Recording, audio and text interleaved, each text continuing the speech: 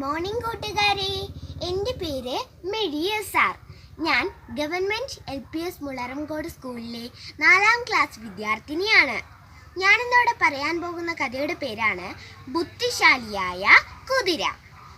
പണ്ട് അമരാപുരി എന്നൊരു രാജ്യമുണ്ടായിരുന്നു. ആ രാജ്യത്തിൻ്റെ അതിർത്തിയിൽ കൊള്ളക്കാരുടെ ശല്യം അതിരൂക്ഷമായിരുന്നു.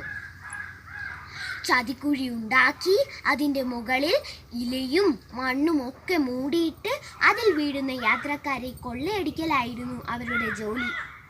ഈ വിവരമറിഞ്ഞ സൈന്യാധിപൻ 3 മിടുക്കന്മാരായ പടയാളികളെ ഇവിടെ വരുത്തി.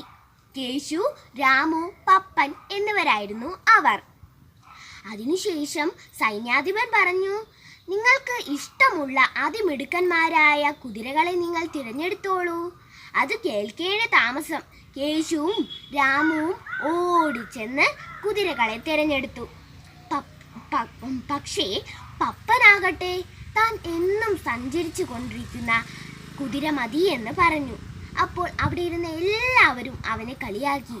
കാരണം അവൻ എന്നും സഞ്ചരിച്ചു കൊണ്ടിരിക്കുന്നത് ഒരു മുടന്തൻ കുതിരയോടൊപ്പമായിരുന്നു. അങ്ങനെ ഇവർ 3 പേരും യാത്ര പുറപ്പെട്ടു. കുറച്ച് ദിവസങ്ങൾ കഴിഞ്ഞപ്പോൾ കേശുവും രാമുവും വളരെ സങ്കടത്തോടെ ശരീരം മുഴുവൻ പരിക്കുമായി എത്തി. അതിനുശേഷം സൈന്യാധിപനോട് പറഞ്ഞു, തനിക്ക് ഈ കൊള്ളക്കാരുടെ താവളം കണ്ടെത്താൻ കഴിഞ്ഞില്ലെന്ന്. പക്ഷേ അന്ന് പപ്പൻ അവിടെ എത്തിയില്ല. പിറ്റേന്നാണ് പപ്പൻ അവിടെ എത്തിയത്. എന്നിട്ട് പപ്പൻ സന്തോഷത്തോടെ സൈന്യാധിപനോട് പറഞ്ഞു, താൻ കൊള്ളക്കാരുടെ താവളം കണ്ടെത്തി എന്ന്. സൈന്യാധിപനും വളരെ സന്തോഷമായി. പപ്പനോടൊപ്പം പടയാളികളെയും അയച്ച് കൊള്ളക്കാരുടെ താവളം കണ്ടെത്തി അവരെ ജയിലിൽ അടച്ചു. അതിനുശേഷം സൈന്യാധിപൻ പപ്പനോട് ചോദിച്ചു, എങ്ങനെയാണ് ഈ മുടന്തൻ കുതിരയെയും ഉപയോഗിച്ച് നീ കൊള്ളക്കാരുടെ താവളം കണ്ടെത്തിയത്? അപ്പോൾ ഈ പപ്പൻ പറഞ്ഞ മറുപടി എന്താണെന്നറിയാവോ? ഈ കുതിരയുടെ കാല് മുടന്തനായത് ഇതുപോലെ ഒരു വാരിക്കുഴിയിൽ വീണാണ്.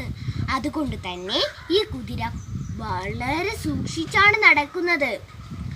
ഈ കുതിരയ്ക്ക് ഇലയും മണ്ണും ഒക്കെ മൂടിയിട്ട ചതിക്കുഴികൾ കണ്ടാൽ വേഗം തിരിച്ചറിയാൻ കഴിയും. അങ്ങനെയാണ് താൻ ഈ കൊള്ളക്കാരുടെ താവളം കണ്ടെത്തിയത് എന്ന് പറഞ്ഞു.